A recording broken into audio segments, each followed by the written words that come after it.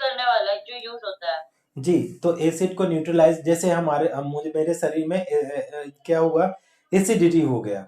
तो एसिडिटी को अगर हम लोग का मिटिगेट करना चाहते हैं, खत्म करना चाहते हैं, तो हम लोग जो केमिकल्स लेते हैं that is what is antacid. ठीक। अब इसी को जब पहले के समय में हम लोग जो लेते हैं, देखिए, तो हम लोग क्या करते थे, over production of acid in the stomach causes irritation and pain, है ना। In severe cases ulcer develop in the stomach. अगर बहुत ज़्यादा हो गया तो वो अल्सर में कन्वर्ट हो जाता है। अगर इतना ज़्यादा एसिड प्रोड्यूस होने लगे स्टमक में तो वो अल्सर में भी बदल जाता है। अब बोला जाए कि 1970 से पहले, before 1970, only treatment of acidity was administer of antacid. तो उस समय तक केवल एंटासिड था। जैसे कि फॉर एग्जांपल में क्या था, सोडियम हाइड्रोजन कार्बोनेट, दैट है आपके NaHCO3 था, ये लेते थे। या mixture of aluminium and magnesium hydroxide, तो आप या तो AlOH होल थ्राइस लेते थे, और इसी का क्या लेते हैं, NgOH ट्वाइस, इसका मिक्सर लेते थे। या तो सोडियम हाइड्रोजन कार्बोनेट लेते थे, या तो इसका मिक्सर लेते थे। इसके बाद however excessive hydrogen carbonate can make the stomach alkaline and trigger the production of even more acid।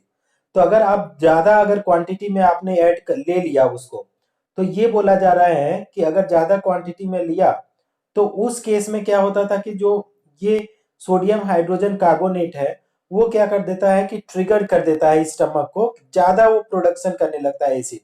तो इनसाइड इंस्पाइट ऑफ की एसिडिटी को खत्म करे, वो क्या कर रहा है, और प्रोडक्शन बढ़ा दिया। आगे क्या बोल रहा है कि metal hydroxide as better alternative because of being insoluble. तो मेटल हाइड्रोक्साइड को बोल रहा है कि compare to sodium hydrogen carbonate, ये जो मेटल हाइड्रोक्साइड है ये ज्यादा बेटर है, क्यों, क्योंकि वो इनसॉल्युबल है। This do not increases the pH above neutrality. तो ये जो हाइड्रोक्साइड है, अब न्यूट्रलाइट जब हो जाता है, जब 7 pH आ गया, तो इससे ज्यादा पीएच को इंक्रीज नहीं करेंगे। आगे क्या बोल रहा है, this treatment control only symptom and not causes. मतलब जिसकी वजह से ओवर प्रोडक्शन हो रहा है, एसिडिटी हो रहा है, उसके प्रोडक्शन को खत्म नहीं कर रहा है। कल जो मैं बता रहा था, कर क्या रहा है कि जो प्रोडक्शन हो चुका है उसको क्या बोल रहा है कि सिम्टम को क्या बोल रहा है कि खत्म कर रहा है, कंट्रोल कर रहा है। ये देखिए क्या बोल रहा है, कंट्रोल ओनली सिम्टम। जो एसिडिटी हो रहा है बहुत ज्यादा, उसको कंट्रोल किया जा रहा है। और क्या बोल रहा है, एंड नॉट द काजेज, जिसकी वजह से हो रहा है उसको तो कुछ टच ही नहीं कर रहा है। Therefore, with these metal salt, the patient cannot be treated easily। तो इसकी वजह से तो आप नहीं, अर्लियर 1970 में तो ट्रीटमेंट ही नहीं कर सकते। आगे क्या बोल रहा है, in advance stage ulcer become the life threatening and is only treatment is removal of affected part of the stomach. तो अगर अल्सर हो गया उसमें 1970 से पहले, तो उस समय फिर रिमूव करना पड़ता था।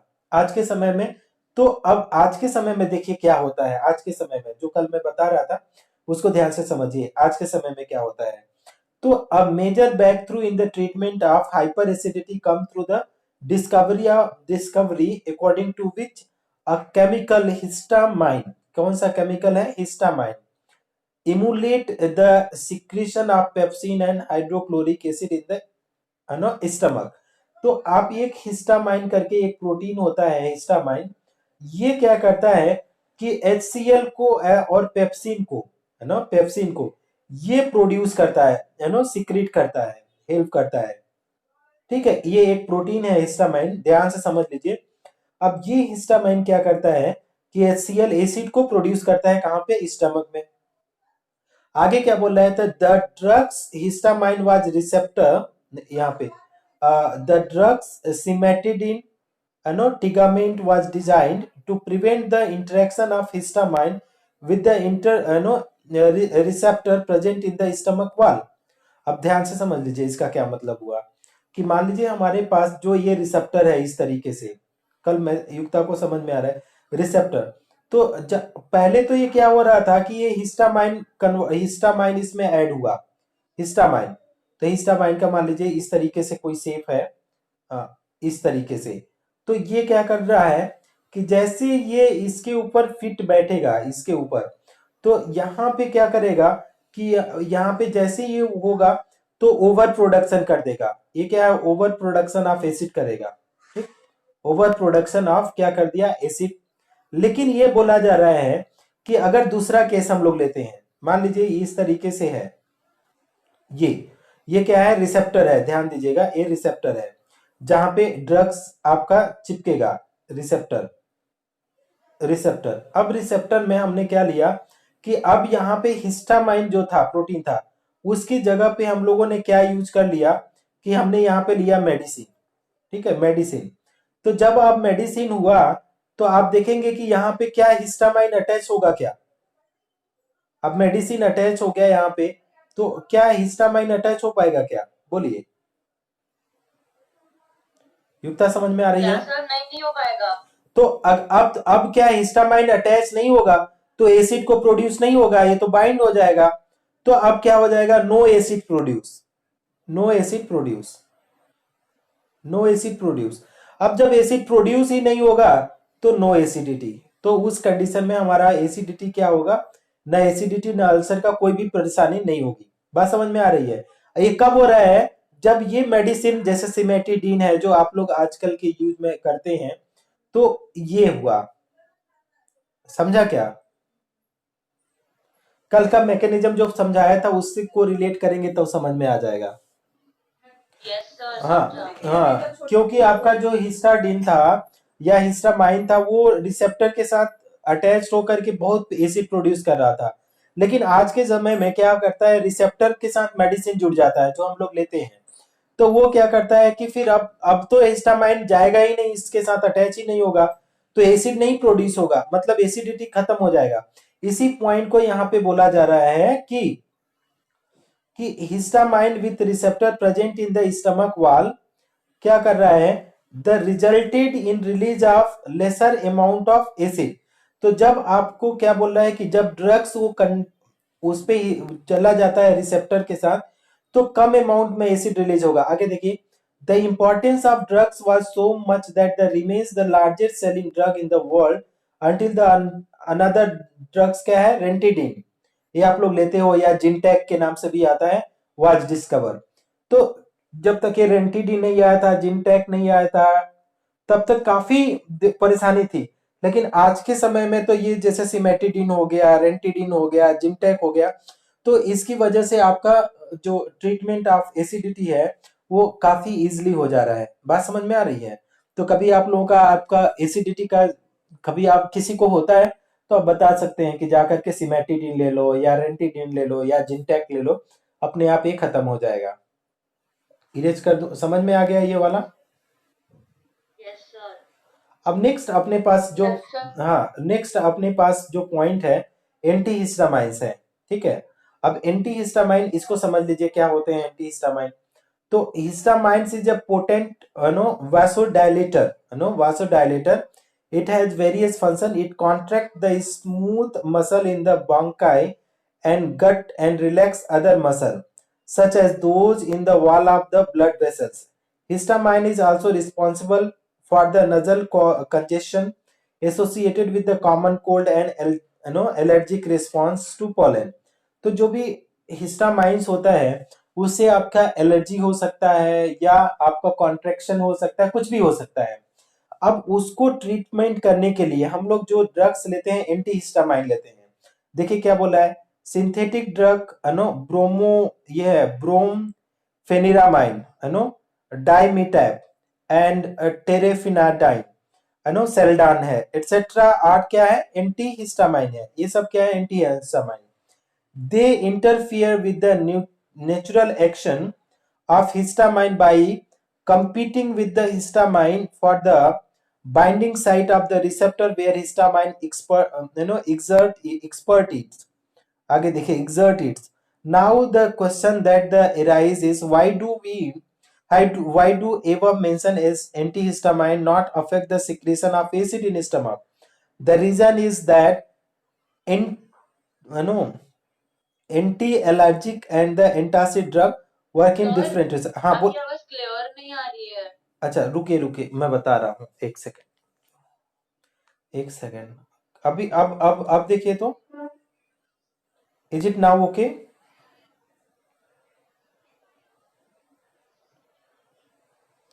अभी ठीक है?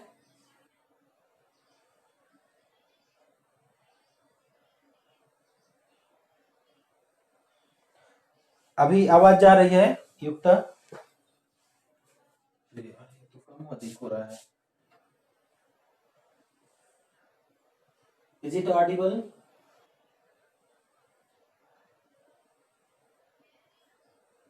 Yes, sir. हाँ, तो अब देखिए जो जो एंटी हिस्टामाइन की बात कर रहा है कि बहुत सारे जो नेचुरल प्रोसेस होते हैं, बहुत सारे जो नेचुरल प्रोसेस होते हैं उसमें जो हिस्टामाइन क्या करता है, हिस्टामाइन जो होता है वो अटैच हुआ, अभी जो मैं देख रहा था तो हिस्टामाइन रिसेप्टर से अटैच होता है।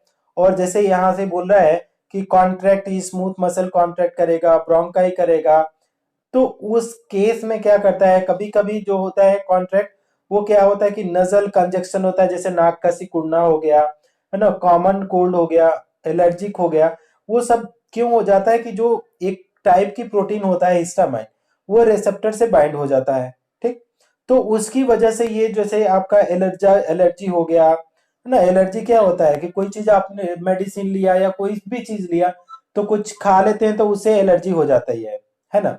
तो एलर्जी की जब बात करते हैं, एलर्जी की, तो ये क्यों होता है कि रिसेप्टर के साथ ये क्या जुड़ जाता है, ये हिस्टामाइन जुड़ जाता है। और हिस्टामाइन गुड प्रोटीन नहीं होता है, ये क्या करता है, हार्मफुल होता है। तो उसकी वजह से जो रिजल्ट होता है हमारे बॉडी में क्या हो जाता है, एलर्जी हो जाता है। अब यही बोला जाता है कि अगर एलर्जी से ओवरकम करना है तो जहां पे हिस्टामाइन अटैच हो रहा है वहां पे हम लोग क्या अटैच करा दें, यहाँ पे जहां पे हिस्टामाइन अटैच हो रहा है वहां पे अगर हम लोग क्या कर दें, एंटी हिस्टामाइन जोड़ दें, एंटी हिस्टामाइन। तो अगर एंटी हिस्टामाइन जोड़ दें, anti histamine is good protein, तो ये ड्रग्स है, मान लीजिए ये ड्रग्स है, तो ये जब जोड़ देंगे तो जो प्रॉब्लम आपको हो रही थी वो प्रॉब्लम नहीं होगी। तो एंटी हिस्टामाइन में देखिए जैसे सेल्डॉन है, जो टीबीओ में भी प्रचार में आता है कि सेलेडॉन यूज करो तो आपका जो जुखाम है वो खत्म हो जाएगा। या डाइमिटेप है, ये मेडिकल टर्म है, आपका टेरेडिन है, ये सब क्या होता है, एंटी हिस्टामाइन है। देखिए यहाँ पे लिखा है क्या है, act as a antihistamine, ये एंटी हिस्टामाइन, तो आपका ये एलर्जी वगैरह नहीं होगा। बात समझ में आई? Yes, sir. हाँ युक्ता, समझ में आया? Yes, sir. चलिए, अब दूसरा पॉइंट आप देखिए। अब हमारे पास जो दूसरा है, आपके पास जो दूसरा क्लास ऑफ ड्रग्स है वो है ट्रांकुलाइजर्स। ओके, ट्रांकुलाइजर।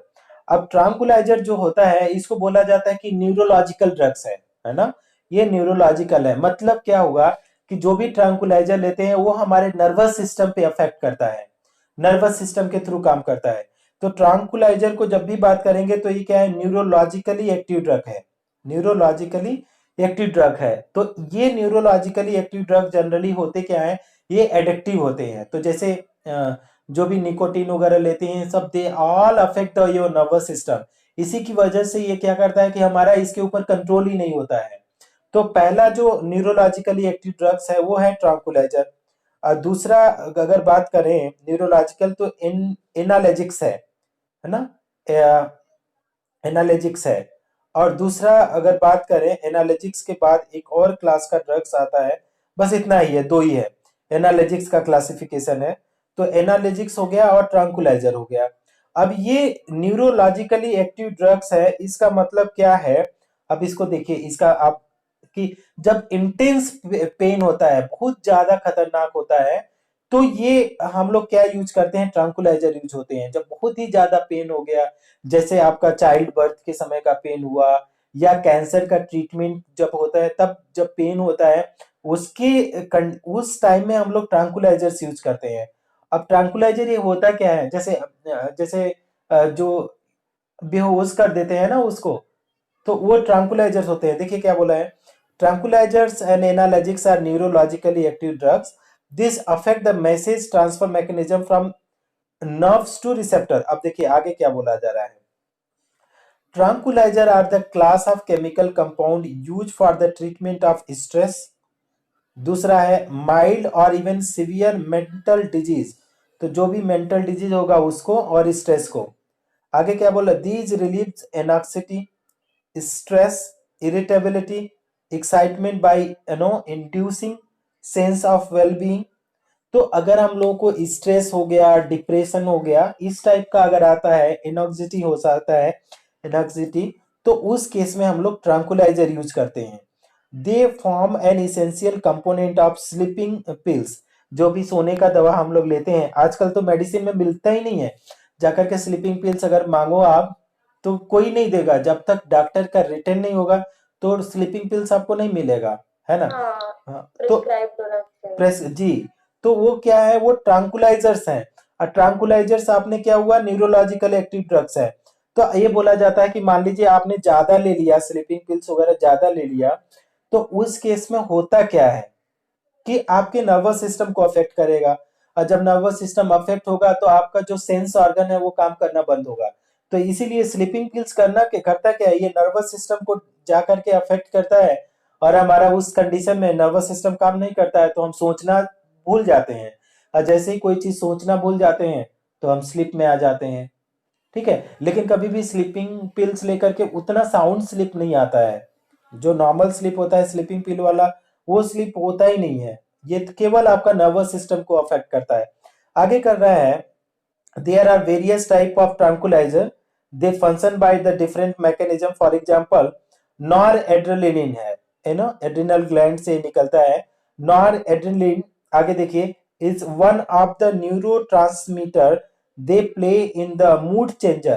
तो नॉरएड्रेनालिन जो है, ठीक है, ये क्या करता है, मूड चेंजर का काम करता है। तो अगर नॉरएड्रेनालिन का अगर लेवल कम हो जाता है, कुछ बच्चे देखते हैं कि एकदम हंसते रहते हैं, दिन भर खत्म हंसेंगे, फिर शाम होते होते वो क्या होते हैं, एकदम सुस्त पड़ेंगे और वो उनका मूड ऑफ हो जाता है।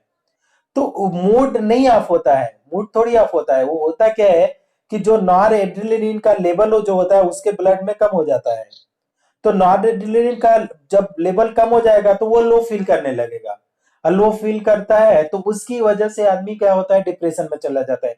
इसको आगे पढ़िए तो आपको और अच्छे से समझ में आएगा कि if the level of the noradrenaline is low some reason, then the signal sending activity become low and the person suffer for the depression। तो अगर नॉरएड्रेनालिन का अगर आपका लेवल कम हो जाता है तो सीधे वो लीड्स टू क्या होता है, डिप्रेशन में जाएगा। और जैसे वो डिप्रेशन में जाएगा तो वो उल्टा सोचना काम करेगा, वो पॉजिटिविटी कभी नहीं सोचेगा। एंड दैट क्या करता है कि that goes for the no self killing, suicide में कन्वर्ट हो जाता है।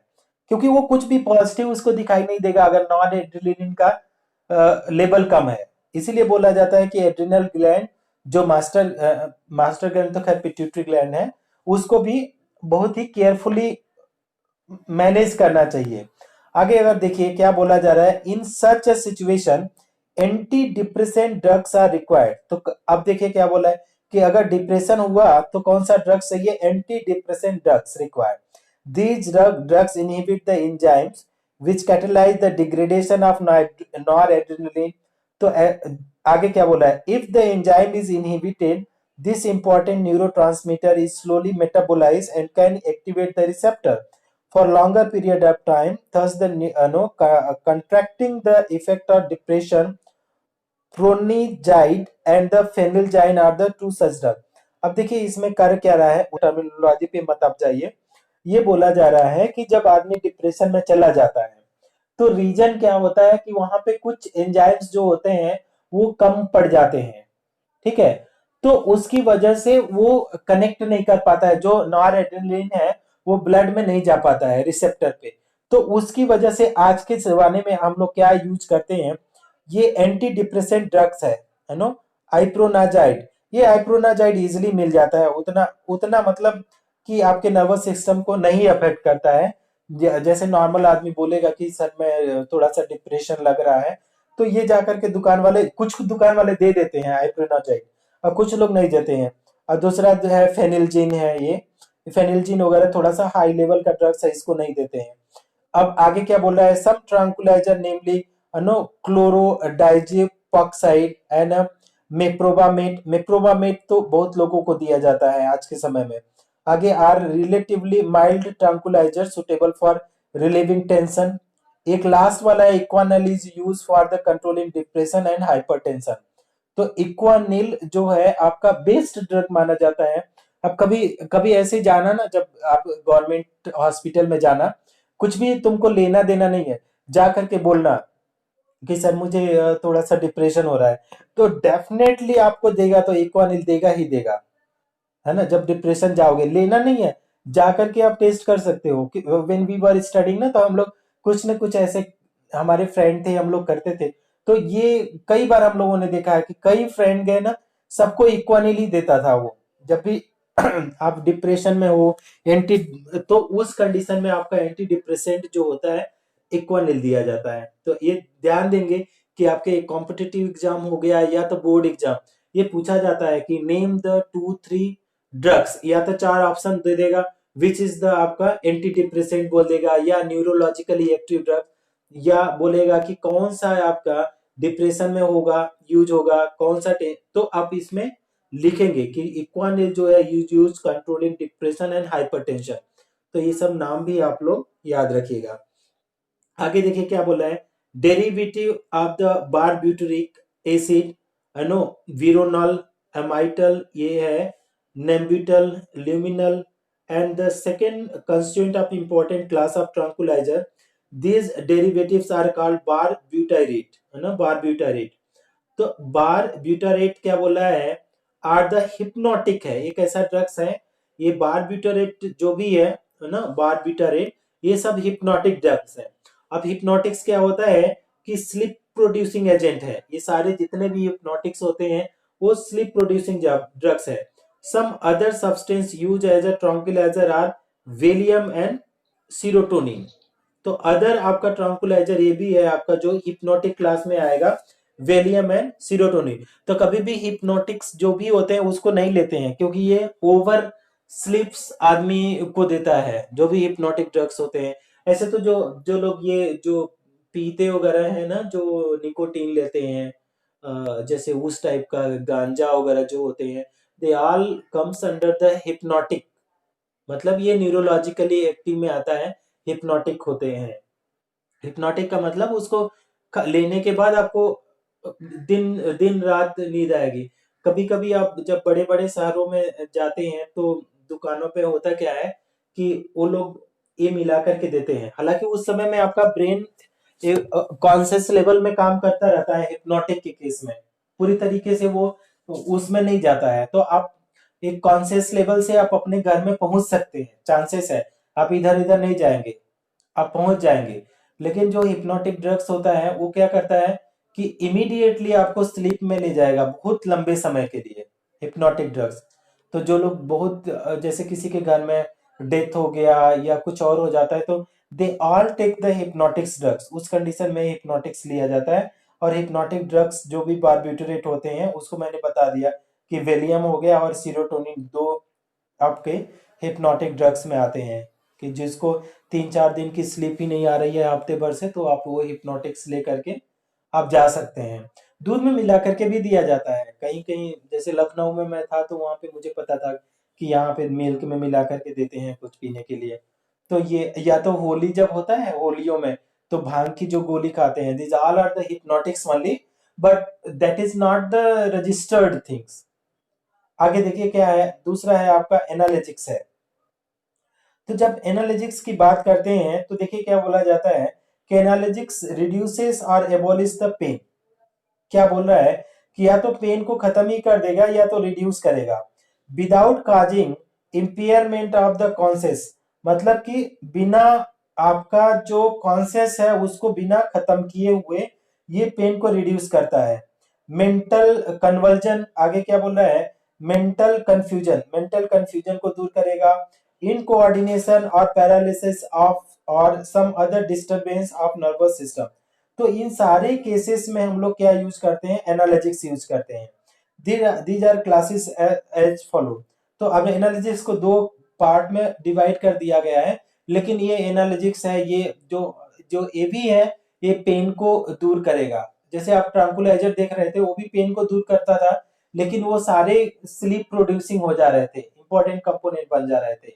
अब यहाँ पे जैसे बोला जा रहा है कि एनालिसिस क्या है कि आप इसको क्या करेगा, पेन को तो दूर करेगा, लेकिन वो क्या कर देगा कि without causing the impairment of the conscious को आपको बहुत ज्यादा डैमेज नहीं करेगा। तो ये दो क्लास में बोला जा रहा है कि एक तो नॉन नार्कोटिक है और दूसरा नार्कोटिक। अब नॉन नार्कोटिक क्या बोला जाता है कि ये एडिक्टिव, नॉन एडिक्टिव होता है, मतलब इसको लेने के बाद एक बार ले लें तो दोबारा लेने का आपका ऐसा नहीं करेगा कि इंटेंसली आपको एक बार लिया फिर दोबारा लेने का मन कर रहा है, फिर लेने का, बार बार लेने का मन नहीं करेगा नॉन नार्कोटिक। तो ये क्या हो जाएगा, एनाल्जेसिक्स है। आगे नार्कोटिक ड्रग्स जो भी होता है उसको अगर एक बार आपने लिख लिया, सुन लिया, जो भी ड्रग्स होते हैं जो मूवियों में दिखाया जाता है, जैसे आजकल ये जो मुंबई में केस हुआ था आपको पता है, तो नार्कोटिक ब्यूरो वालों ने सबको नहीं पकड़ा था, ये जितने भी एक्ट्रेस थे, एक्टर थे, तो ये कौन सा ड्रग था, नार्कोटिक ड्रग्स था, ये लोग लेते हैं। तो इंडिया में तो नार्कोटिक भी, अगर नार्कोटिक ड्रग्स लेना क्या है, ये क्राइम है, ये क्राइम है, तो इंडिया में तो ले भी नहीं सकते, अंडर द मेडिकल सुपरविजन, ये कुछ मेडिसिन के टर्म में लेते हैं। और जो ये जो एक्टर्स वगैरह लेते हैं वो लेते हैं कि डिप्रेशन से ओवरकम करने के लिए, या बहुत ज्यादा स्ट्रेस है उसकी ओवरकम करने के लिए लिया जाता है। आगे देखिए क्या बोल रहा है, इसी को देखते हैं कि अच्छा, नॉन नार्कोटिक को ये क्या बोलते हैं, इसको नार्कोटिक को सेडिटिव भी बोला जाता है, सेडिटिव, ये भी पूछा गया है कई बार कि what are the sedative drug. तो नॉन नार्कोटिक को देखिए तो क्या बोला जाता है, एस्प्रिन हो गया and the paracetamol belongs to the class of non narcotic drug. तो एस्प्रिन भी हो गया, ये खूब अच्छा चलता है, एस्प्रिन तो एकदम आपका रजिस्टर्ड ड्रग है, कभी भी आप थोड़ा सा भी पेन हो रहा है जाओ एस्प्रिन ले लो, पैरासीटामोल ले लो, आराम से आपको जितना भी आपको ये है वो खत्म हो जाता है, पेन तो खत्म हो ही जाता है। आगे क्या बोल रहा है कि aspirin is the most familiar example, aspirin inhibit the synthesis of chemical known as prostaglandins. The prostaglandins करके एक आपका प्रोडक्ट है जिसके प्रोडक्शन को खत्म करता है, जिससे आपका क्या होता है कि आपका पेन खत्म हो जाता है, which stimulate the inflation in the tissue and causes pain. तो जो प्रोस्टाग्लैंडियंस है एक प्रोटीन ही है, वो क्या करता है कि इन्फ्लेशन, जलन पैदा करता है और पेन करता है, तो उसको खत्म करने के लिए हम लोग क्या करते हैं, एस्प्रिन यूज करते हैं। These drugs are effective in relieving the skeletal pain, जो भी हमारे स्केलेटन पेन है, हड्डियों का दर्द है, such as that due to the arthritis, है ना, आर्थराइज हड्डियों का जो भी है।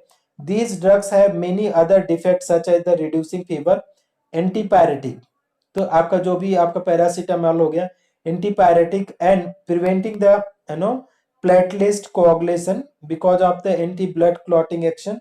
Aspirin find uses in prevention of heart attack also.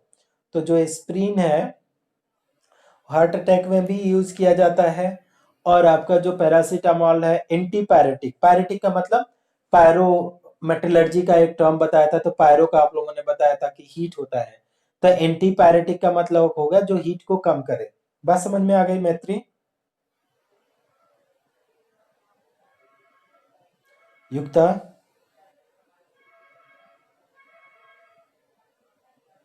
Yes, sir. हाँ, अब नेक्स्ट वाला जो ड्रग्स है हमारा नार्कोटिक ड्रग्स है, ठीक है। अब देखिए पहले नाम से ही चालू कर दिया, morphine and many of its homologues when administered in medicinal doses. जब ये मेडिसिनल डोजेज में यूज किया जाता है तो क्या है, relieve pain and produce a slip. तो आप अगर एक मेडिसिनल प्रेस्क्राइब में अगर लेते हैं 200 मिलीग्राम 50 मिलीग्राम, तो दैट इज ओके, ये पेन को रिलीव करेगा। आगे क्या बोल रहा है, इन पॉइजनस डोजेस, ज्यादा डोज लेंगे तो वो पॉइजनस डोजेज होगा। दीज प्रोड्यूस स्टूपर, है ना, स्टूपर क्या होता है, एक मतलब वो कंडीशन है स्टूपर कि जैसे कैसे बोले, जो भांग पी करके गिरे होते हैं रोड के किनारे ना, जिनको कुछ होश ख्याल नहीं होता है, उसको बोलते हैं स्टूपर। दूसरा बोला जाता है कि इसको लेने के बाद आदमी कोमा में चला जाता है। आगे क्या है, कन्वर्जन, कन्वर्जन का मतलब उस कंडीशन में दिमाग काम ही नहीं करेगा। ये आगे क्या बोला है, अन एंड अल्टीमेटली डेथ। तो जब स्टूपर हुआ, कोमा में चला गया, तो कोई जब कोमा में चला जाता है तो आपको पता है कि आपका नर्वस सिस्टम एकदम जीरो काम करेगा, और नर्वस सिस्टम जीरो होता है तो आपके बॉडी के और ऑर्गन्स होते हैं वो भी, उसमें कोऑर्डिनेशन खत्म हो जाता है, क्योंकि आपको नर्वस सिस्टम ही हर बॉडी पार्ट को कोऑर्डिनेट करता है, क्योंकि नर्वस सिस्टम ही आपका कम्युनिकेटिंग डिवाइस है। बॉडी का जो कम्युनिकेटिंग डिवाइस है नर्वस सिस्टम है। अब नर्वस सिस्टम को क्या किया है कि इसने, जब आप मॉर्फिन वगैरह ले लिए या उसके भी जो रिलेटेड ड्रग्स हैं, तो क्या करें, वो स्टूपर या कन्वर्जन हो गया या कोमा में भेज देगा। अब कोमा में जैसे आदमी जाता है उसके बॉडी के अदर पार्ट काम करना बंद हो जाते हैं, कुछ भी नहीं काम करेगा, हिलना डोलना बंद हो जाएगा। तो उस कंडीशन में क्या होगा, अल्टीमेटली वो डेथ में कन्वर्ट हो जाता है। तो इसीलिए बोला जाता है कि किसी भी इंसान को कोमा में जाने से रोकना चाहिए। तो उससे क्या होता है, बॉडी के और पार्ट जो होते हैं कम से कम वो एक्टिव में रहते हैं।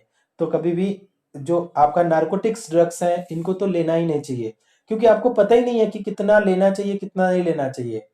और एक तो सेडेटिव है, एक बार लिया तो आपको बार बार लेने का मन करेगा। Morphine narcotics are sometime refer to as the opiates. Opiates opium से निकाला जाता है, since they are obtain for the opium poppy. तो ओपीएम का एक प्लांट होता है, ये लगाया जाता है, घरों में लगाया जाता है, जो गांव में आप लोगों को नहीं पता होगा, लेकिन मैंने काफी देखा है कई जगह। तो ये ओपीएम का मतलब जानते हैं, ओपीएम क्या है? ओपीएम का हिंदी बताओ तो क्या होता है, ओपीएम प्लांट को क्या बोलते हैं? बताओ एक था, ओपीएम किस प्लांट को बोलते हैं? ये बायो में भी आप लोग देखे होंगे। भांग का पौधा बोला जाता है हिंदी में, आप देखना पूछना किसी से। ओपीएम का मतलब भांग का पौधा बोला जाता है। भांग आपको लोग पता है कि नहीं? मैत्री पता है भांग? हाँ पता है ना सर। हाँ पता है ना ये। तो मैथ्यू नहीं है। हाँ मतलब हाँ, ये वो लोग जैसे होली के समय में कुछ लोग पीते हैं इसको, भांग की गोली पानी में डाल के पीते हैं वो लोग। आके बोलते हैं, these analgesics are chiefly used for the relief of post operative pain. क्या बोला जा रहा है कि कहाँ पे ये मॉर्फिन वगैरह को यूज किया जाता है या ओपिएट्स को यूज किया जाता है, कहाँ पे? पोस्ट ऑपरेटिव पेन या कार्डियक पेन, जो हमारे पास जो हार्ट वाले पेन होते हैं, कार्डियक अरेस्ट होता है वहां पे पेन, एंड टर्मिनल कैंसर, जो हमारे जो जैसे ये मैलिग्नेंट ट्यूमर हुआ ये सब नहीं, कार्सिनोजेनिक हुआ नहीं, जो टर्मिनल कैंसर होता है उसके ट्रीटमेंट में जो, एंड द चाइल्ड बर्थ, तो जब बच्चे होते हैं उस समय भी बहुत दर्द होता है, तो उस केस में आपका ये एडमिनिस्टर बहुत कम अमाउंट में दिया जाता है। तो ये हुआ आपका। नेक्स्ट है आपका एंटी माइक्रोबियल। ठीक है, अब एंटी माइक्रोबियल तो सबको पता है कि एंटी माइक्रोबियल क्या हुआ, कि जो माइक्रोब से जो डिजीज होता है, माइक्रो ऑर्गेनिज्म से जो डिजीज होता है, उस वाले ट्रीटमेंट करने के लिए हम लोग एंटी माइक्रोबियल ड्रग्स लेते हैं। ठीक है, अब इसको थोड़ा सा देखिए, एंटी माइक्रोबियल का क्या बोला जा रहा है। Diseases in human being and animals may be caused by variety of the microorganism such as क्या है, बैक्टीरिया है, वायरस है, फंगाई है, एंड अदर पैथोजन की वजह से भी आपका ये बीमारियां हो जाता है। आगे क्या बोला है, an antimicrobial tend to destroy or prevent development or inhibit the pathogenic action of microbe such as bacteria, antibacterial drug, fungi, antifungal drugs, virus, antiviral agent, or other parasite antiparasitic drugs, selectively antibiotic, antiseptic, anti-disinfectant and antimicrobial drugs are used। अब देखिए कुछ लोगों को etching हो जाता है, ITCHING etching. अब etching क्या होता है कि या तो आपका एक होता है कि फंगल ड्रग्स होता है, या तो ये फंगल होगा या बैक्टीरियल हो जाएगा, या तो ये क्या हो गया, बैक्टीरियल हो गया। ठीक है, या इसको क्या हो गया, ये वायरल भी हो सकता है। ठीक है, तो अब या कोई और पैथोजन हो जाए, जैसे स्कैबीज हो जाता है, लोगों को स्कैबीज हो जाता है। तो अब ये देखिए क्या होता है कि ये जब ये सारे चीजें हैं, ये क्या है आपका माइक्रोब्स, माइक्रो ऑर्गेनिज्म की होते हैं, जो छोटे छोटे आपके माइक्रोब्स हैं उनकी वजह से होता है। अब ये मान लीजिए ये जो भी ड्रग्स हैं, जो भी ये बीमारियां हो रही हैं, इचिंग हो गया, डेंड्रफ भी हो गया, dandruff is also the same type of drug. तो इन चीजों से बचने के लिए हम लोग क्या लेते हैं, एंटी माइक्रोबियल ड्रग लेते हैं। ठीक है, तो अगर मान लीजिए बैक्टीरिया, एंटी फंगल के लिए हम लोग क्या लिखेंगे, एंटी फंगल, बैक्टीरियल के लिए एंटी बैक्टीरियल, ठीक है, वायरल के लिए एंटी वायरल, ये सारे ड्रग्स दिए जाते हैं। क्या बोल रही है, फिर से बोलिए। एंटी, मैंने तो कुछ नहीं। हाँ एंटीबायोटिक्स आपने शायद बोला था, मतलब वही है। एंटीबायोटिक्स होता क्या है, एंटीबायोटिक्स जो होता है, तो वो कहता क्या है कि जैसे आपको एंटीबायोटिक्स ज्यादा नहीं दिया जाता है, क्यों बहुत लोग तो अपने आप ले लेते हैं। होता क्या कि हमारे जो आंत वगैरह है, इंटेस्टाइन, उसमें ये बोला जाता है कि उसमें गुड बैक्टीरिया भी होता है। ठीक है, गुड बैक्टीरिया भी होता है। तो अब एंटीबायोटिक जैसे लेते हैं वो क्या करता है कि वो सारे बैक्टीरिया को मार देता है।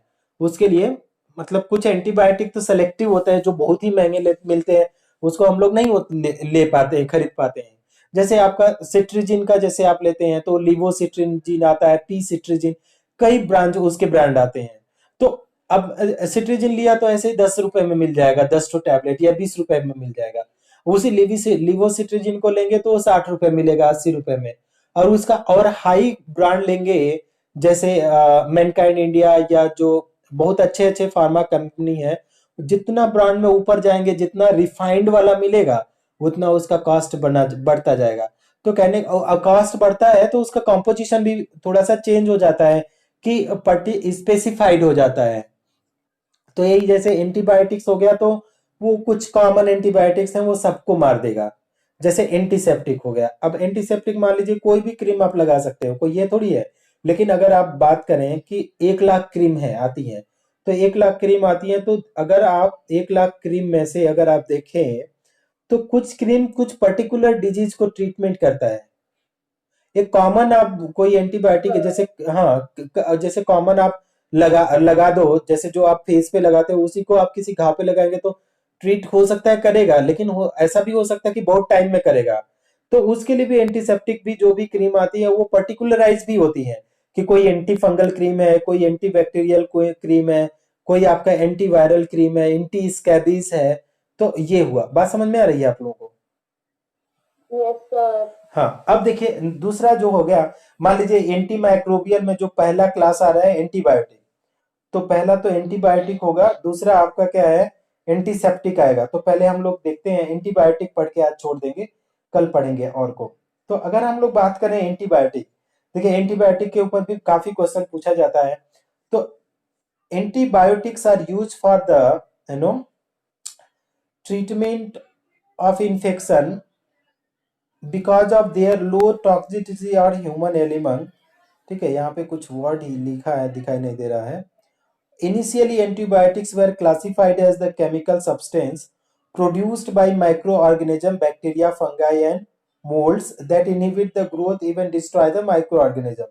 तो ऐसे समझ लीजिए कि एंटीबायोटिक्स क्या होता है, ग्रोथ या ग्रोथ को रोकेगा या तो उसको मार देगा। किसको? माइक्रो ऑर्गेनिज्म को, जो भी आपका बैक्टीरिया है या फंगस है या जिसको। The development of synthetic method help in synthesizing some of the compound that were originally discovered as the product of the microorganism. Also, some purely synthetic compound have the antibacterial activity. Therefore, definition of antibiotics has been changed, modified. तो पहले जो definition था वो क्या बोला जाता था कि एंटीबायोटिक्स कहाँ से निकाला गया है, प्रोड्यूस बाय माइक्रो ऑर्गेनिज्म से प्रोड्यूस किया है। आज क्या है, मॉडिफाइड किया गया है। क्या बोला जा रहा है कि एंटीबायोटिक है ना, now refer as the substance produced wholly or partly by the chemical synthesis. यहाँ पे माइक्रो ऑर्गेनिज्म, यहाँ से क्या बोला, chemical synthesis, which in low concentration inhibit the growth or destroy microorganism by intervening their the metabolic process. तो अगर उसका low concentration है तो उस केस में, अगर लो कॉन्सेंट्रेशन के केस में ये क्या करेगा कि ग्रोथ और डिस्ट्रॉय कर देगा माइक्रो ऑर्गेनिज्म का। बात समझ में आ रही है? Yes sir. अब देखिए जो जो आगे क्या बोला है, किसने इसको खोजा था, इसको भी देख लीजिए।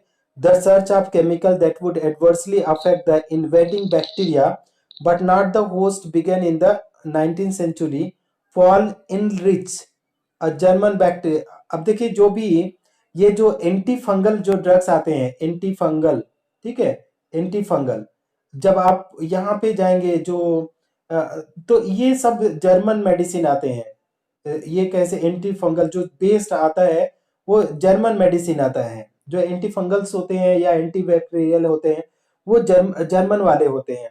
अब ये वाला है, ये पॉल जी ने किया था इसको। जैसे आप जब भी आप ये उसमें जाते हैं ना, होम्योपैथ में तो देखेंगे कि वहां पे मैक्सिमम जो ड्रग्स आपको मिलेंगे, अब तो इंडियन कंपनी काफी बनाने लगी हैं। पहले के जमाने में जैसे ये जो आता था ड्रॉप्स आते हैं ना, जैसे R82 आता है। ये R82 होता है कि आपका एंटी एंटी फंगल है है ना। इसके मतलब बोलते हैं कि आपका 2-2 ड्रॉप करके महीने भर ले लो, तो any type of anti fungal any bacterial है या फंगस है या कैसी तरीके का है स्कैबीज है, उससे ये आपका ट्रीट कर देता है। मतलब इतना अच्छा वो ड्रग्स है, लेकिन वो भी कैसा है, जर्मन ड्रग्स है। अगर इंडियन लेंगे तो सस्ते में मिलेगा, लेकिन इसको R82 को जब हम लोग लेते हैं तो ये काफी कॉस्टली मिल जाता है। 20 रुपए का दवा कम से कम 200 में मिलेगा। आगे क्या बोल रहा है, biologist conceived this idea. He investigated arsenic-based, in structure in order to produce less toxic substance of the treatment of the syphilis. ठीक है, तो लेस टॉक्सिक होना चाहिए, लेकिन बेसिक उसमें जो मटेरियल होता है आर्सेनिक होता है ना, आर्सेनिक।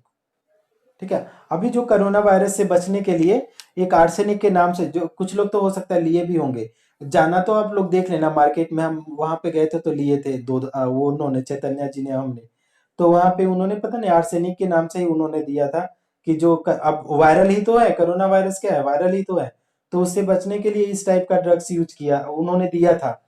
अब आगे क्या बोल रहा है, ही डेवलप अ मेडिसिन, क्या इसका मेडिसिन का देखिए क्या, आर्सीफेनामाइन नोन एज सल्वास्त्रन, है ना सल्वास्त्रन।